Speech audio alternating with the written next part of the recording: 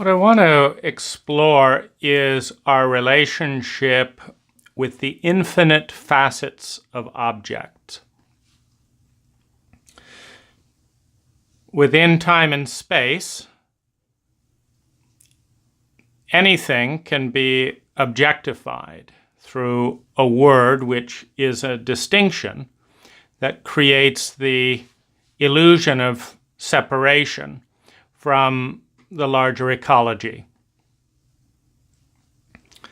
Everything is interconnected, everything is part of a wave, everything is multidimensional, and we create a word to distinguish something from the rest of the wave with an illusion of separation. We call this a cube, to separate it from the infinite variety of different shapes, the infinite number of gaps and molecules in between the cube, the infinite number of connections between that cube and everything else.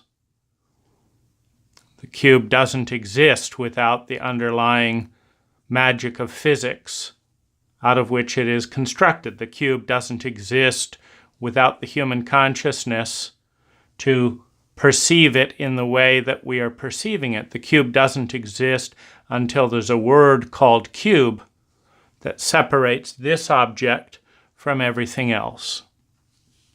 However, once objectified through language, through consciousness, through human perception, through distinction, there is now within a dualistic paradigm an infinite probability field. And I want to describe this probability field and these distinctions to map out our potential relationship with any object. This object can be an emotional object, which is a mental emotional object. For example, a memory.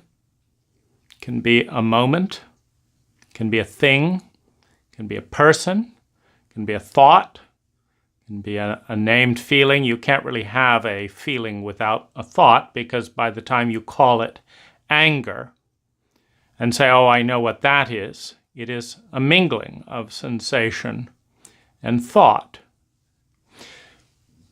Or you can't have a conscious feeling without a thought.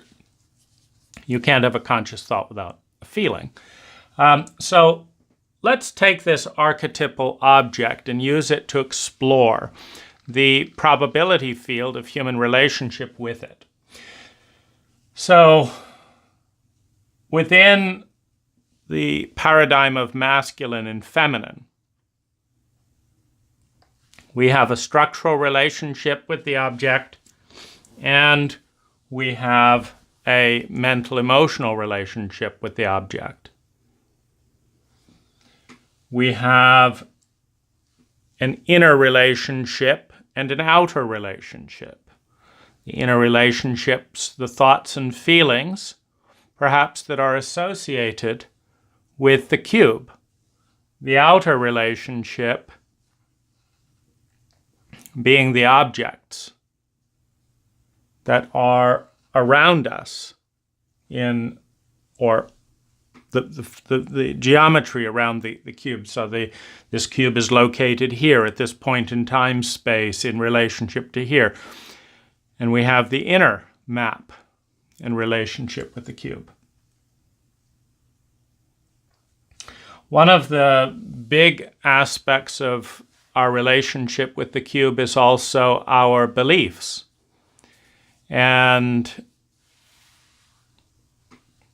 within the framework of beliefs, the cube or the object looks in one angle. You have something like, for example, the world is a scary place. The object is unknown, therefore we are afraid of it. So we have the range of beliefs which color and predispose thoughts and feelings. We have the known objects, or the known relationships with an object, and the unknown relationships, because we're just going through a small tapestry of language. And as we go through a small tapestry of language, we are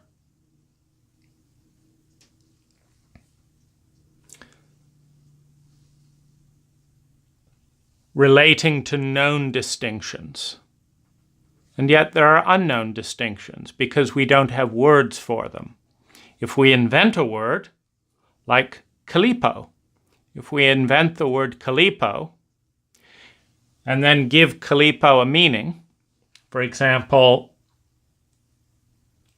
we could call Kalipo the snowy landscape at the edge of dusk before a full moon. It's as good a definition as anything else.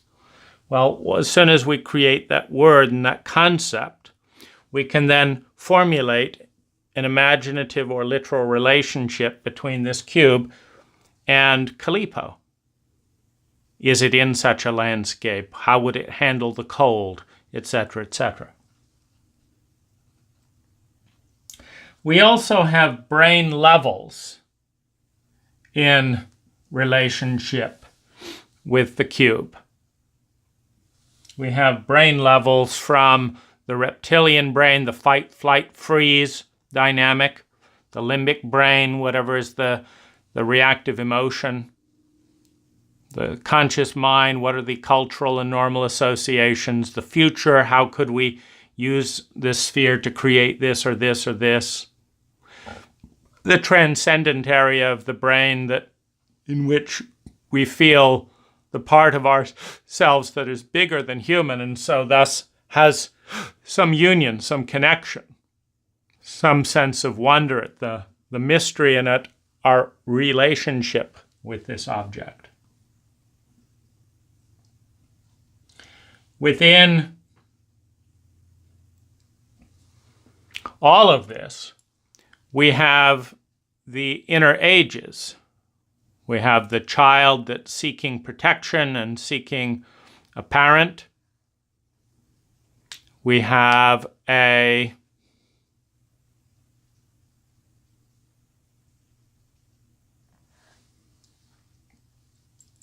adolescent rebelling and being curious about things or trying to explore sexuality in some way, explore power dynamics. And then we have the adult that cares for and protects, and responds and figures out what needs to happen for everyone's well-being. So we have inner ages. We also have, the life cycle in relationship. And every object has a life cycle as well.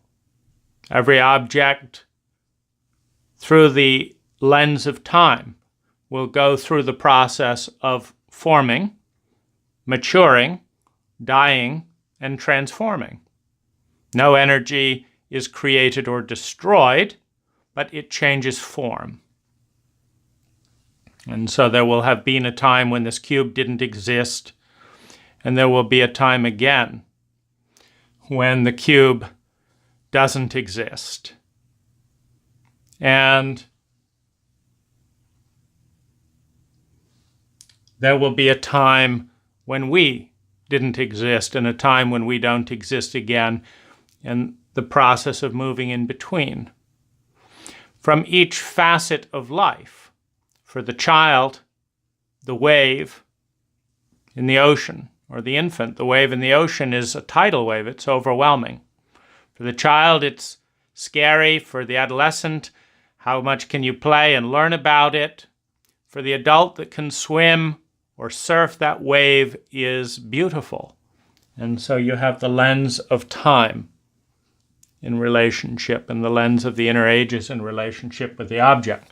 If you're regressed and traumatized and feel like you're 5 years old and remembering difficult memories and an object presents itself, we relate to it differently than if we are in the maturity of adulthood. If someone is sexually abused, and there's a surprise romantic opportunity. If they regress to 5 years old, that is a terrifying person. If they're relating to it as an adolescent, it may be an adventure. If they're relating to it as an adult, it may be, thank you, but not the right thing for now. We also have the full range of feelings. That's one of the dimensions that, as human beings, there's a correlation between feelings and every object.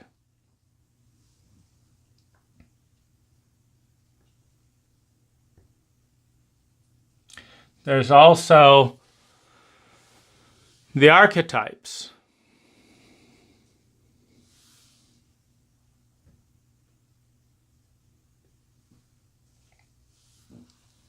Within the archetypal landscape, you can think of the tarot cards. You can think of the full pantheon of different gods and goddesses in many cultures, the Greek cultures. You can think of the Knights of the Round Table, and they're, the Knight of Chivalry, the Knight of Valor, the Knight of Loyalty. You have these different archetypal energies. You can think of the lover and the warrior and the wise one and the fool, the streetwise one and the courteous one. You can see the full circle of the human personality. And then there is the witness. The witness that distinguishes the self from the lens that is viewing the self. The witness is the one that says, through the lens of my 5-year-old, in the stance of the fool, in a state of trauma, with the belief that the world is a terrifying place, my consciousness observes this object to look like this.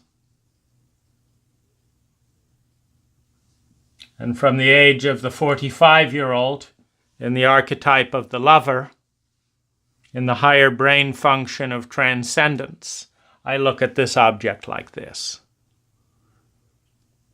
And I am not only the brain level, and I am not only the belief, and I am not only my masculine and feminine side. I am not only this archetype through which I'm viewing reality right now.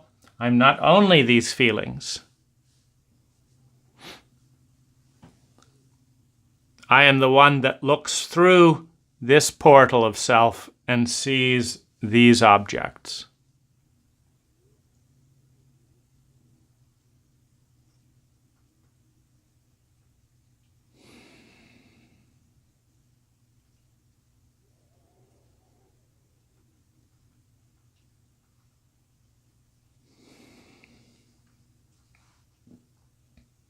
I'm looking at an object of my own periodically and adjusting energy and brain and all that around that.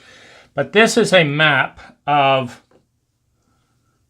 the relationship we each have with any object that we bring into focus. And in the fullness of time, because all of these parts happen in a spiral-like nature, meaning our beliefs change with time.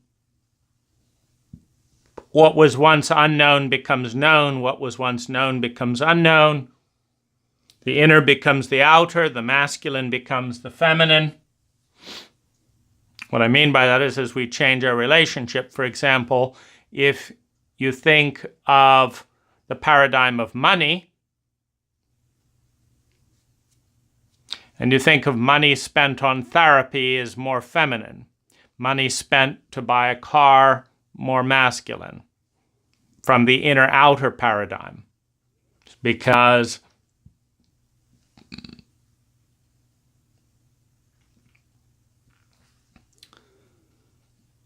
on the inner level, working with therapy is working with the feminine, and the car is on the outer level more masculine.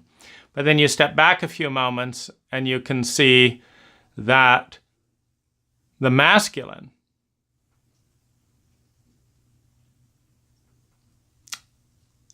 that money itself is masculine.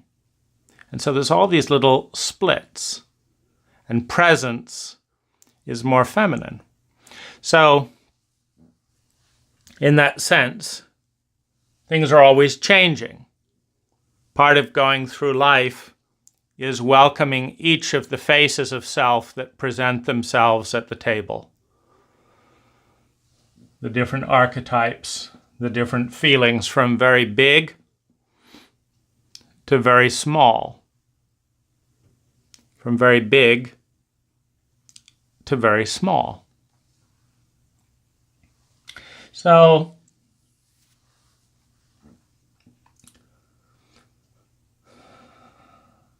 the way I think that this map can be useful is that if you're confused in any area, you can pick this map and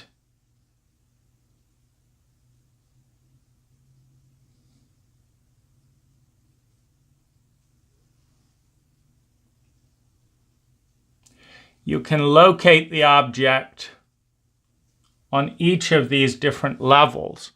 And in the process, you know two things. In order to know this object fully, you must know the observer.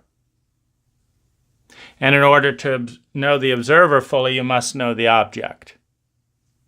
Because if I know that I'm terrified of this cube, if I know that this cube affects me because of this and this, that I'm worried about this and this, I can learn all about the lenses through which I'm looking by how I view the object. And if I know myself fully in these different positions, I can see the object through those lenses, which is one of the reasons why the observer and the observed are interlinked. That there's no separation from the observer and the observed.